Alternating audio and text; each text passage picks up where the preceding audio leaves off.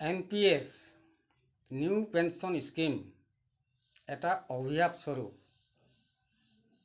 2004 চনৰ পিছত যিসকলে চাকৰি পাইছে সেইসকল কৰ্মচাৰীয়ে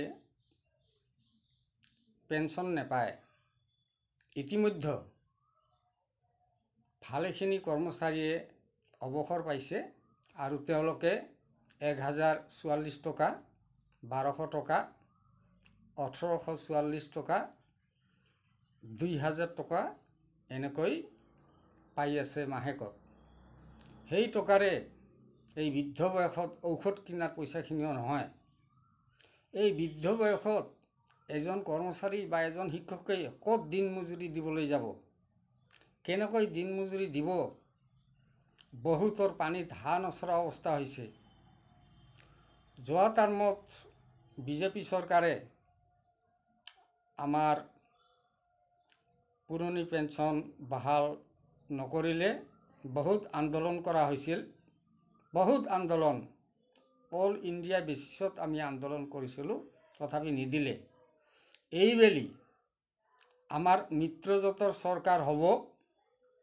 অহাকালি হয়তো আমাৰ মোদী সাহেবে আকৌ প্ৰধানমন্ত্ৰী হ'ব। গতিকে এইবাৰ মিলিজুলি চৰকাৰ বা মিত্ৰজোঁটৰ চৰকাৰ।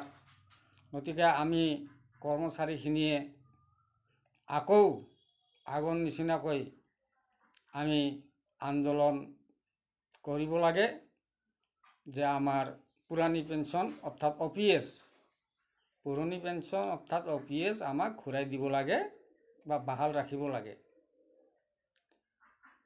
তো এতিয়া এইবাৰ এটা আশা আছে, যিহেতু ইয়াত আমাৰ ভালেকেইটা দলৰ মানুহ আছে আৰু বিজেপিয়ে অকলে কামটো কৰিব নোৱাৰে, তেওঁলোকৰ লগত বুজা পৰা কৰিহে কৰিব লাগিব।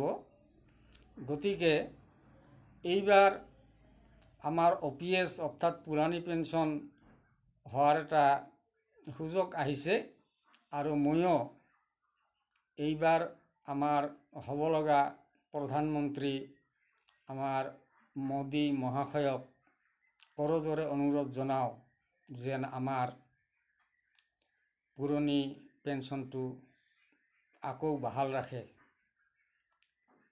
ধন্যবাদ।